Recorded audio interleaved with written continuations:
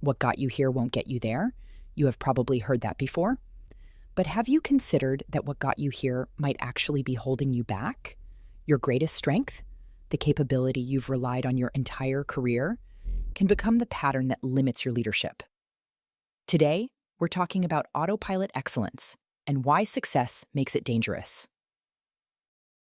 Welcome to the Deliberate Leaders Podcast. Let's start with how strengths develop. You discover you're good at something. Maybe you're naturally decisive. Maybe you're detail-oriented. Maybe you're great at relationships. That strength gets rewarded, so you use it more. Over time, it becomes your default approach to challenges. This is adaptive. Your brain is building efficiency, recognizing patterns, and automating responses so you can handle complex situations quickly. But here's what happens as you grow. The context changes, but your pattern doesn't. The strength that built your early success becomes automatic, and what's automatic is invisible. You can't evaluate what you can't see.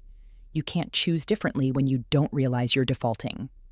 This is what I call autopilot excellence, when your brain gets so good at executing your strength that it applies it everywhere, even when it's not the right tool for the situation. And here's what makes this expensive. Everyone around you reinforces the pattern. They praise your decisiveness, your attention to detail, your relationship skills. The feedback loop keeps you locked in autopilot, while the world around you requires different responses.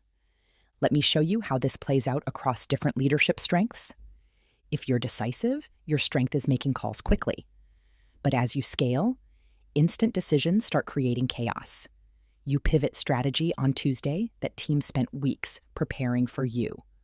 Override plans without context. Your decisiveness, which built the company, now limits it because teams can't keep up with your speed. If you're detail-oriented, your strength is thoroughness. But as complexity grows, your need for complete information delays critical decisions. You miss market opportunities waiting for perfect data. Your thoroughness becomes analysis paralysis. If you're relationship-focused, your strength is harmony. But as stakes increase, your need for consensus avoids necessary conflict. Hard conversations don't happen. Performance issues linger. Your relationship skills become conflict avoidance. If you're strategic, your strength is vision. But as the organization grows, your constant future focus disconnects from operational reality. Teams can't translate vision into action. Your strategic thinking becomes impractical abstraction. If you're operationally excellent, your strength is efficiency. But as you scale, your drive for optimization becomes micromanagement. Teams can't make decisions without you. Your operational excellence becomes the bottleneck. See the pattern? The strength that created success, when applied automatically to every situation, becomes the constraint that limits growth. This creates three predictable costs. First, the blind spot tax. You can't see what you're doing wrong because it doesn't feel wrong.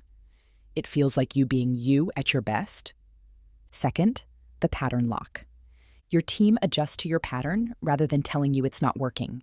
They work around you instead of helping you evolve. Third, the scaling ceiling. Your leadership can only scale to the edge of your default pattern's usefulness. Beyond that, you're the constraint. So how do you interrupt this? It's not about changing your strength. It's about building awareness of when your strength serves the moment and when it doesn't. The shift is this. Learn to recognize the feeling of your strength as a signal to pause and choose, not a signal to execute faster. For decisive leaders, recognize the feeling of certainty as a cue to slow down and gather input. For detail-oriented leaders, recognize the urge to gather more data as a cue to ask, what's enough? For relationship-focused leaders, recognize the discomfort of conflict as a signal that the conversation probably needs to happen. For strategic leaders, recognize the pull toward vision as a cue to check operational reality. For operational leaders, recognize the urge to fix it yourself as a cue to develop someone else's capacity. This isn't about being less of who you are. It's about being more deliberate about when you deploy your strength and when you choose a different approach. One CEO learned to recognize the feeling of certainty as a signal to pause, not accelerate. Within 3 months, her team's clarity scores doubled, not because she became less decisive, because she became more deliberate about when decisiveness served the moment. If your greatest strength sometimes feels like your biggest limitation, you're experiencing autopilot excellence.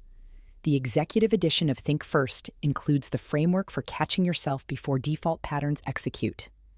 Get early access at deliberatedirections.com/thinkfirst. Because the goal isn't to change your strengths, it's to choose when to deploy them.